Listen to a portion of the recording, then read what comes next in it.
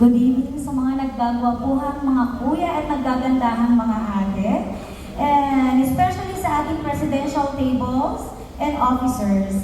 And lalo-lalo na sa ating past National President, Kuya N.P. Sara Budin, and also sa aming President ng Makati Lady Eagles Club, Makati Eagles Club, Kuya Pres Yami Malayo, and Kuya Eliezer Bongabong, TFOE, Chief of Staff 2024, Kuya Edison Bongnebria, MMDA General Manager, Kuya Sandro Zamora, Secretary Okada Region NCR 84, Kuya Louie Nick Panganiban, Governor NCR Region 5, Kuya Das Rehuso, President Pasay Okada Elite Eagles Club, and Kuya Renato Rivera, Treasurer ng Thailand, Makati Okada Elite Eagles Club, Ate Cheryl Joy Rivera, Vice President Thailand, Makati Lady Eagles Club, and mga Kuya Raul, Kuya Ray Kapinpin, Kuya Ken, Kuya Emerson, and Kuya Julio, and Kuya Richard ko, and sa ating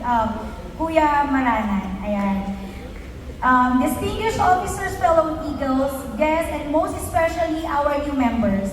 Good day and welcome to this special occasion where we formally welcome and embrace new members into the fold of Fraternal Order of Eagles, Philippine Eagles. This is not just a membership, but an invitation to a life of greater purpose, service, and camaraderie. Today, you are no longer just individuals. You are now Eagles.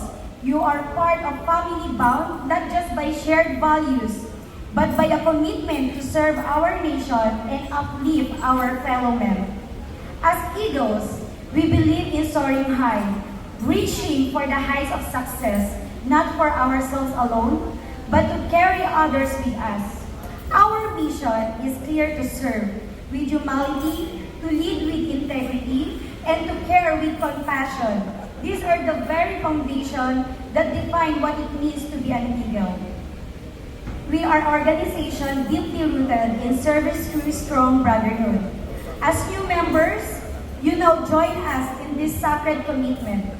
You are now part of a group that leads through example, whose goal is to give back to the communities and to inspire positive change wherever we can. Today, as we wear the Eagle insignia, let us remind you not only of the honor that comes with it, but also of the responsibilities that come with being part of this organization. The Fraternal Order of Eagles is not just about prestige. It is about being service to others, lifting those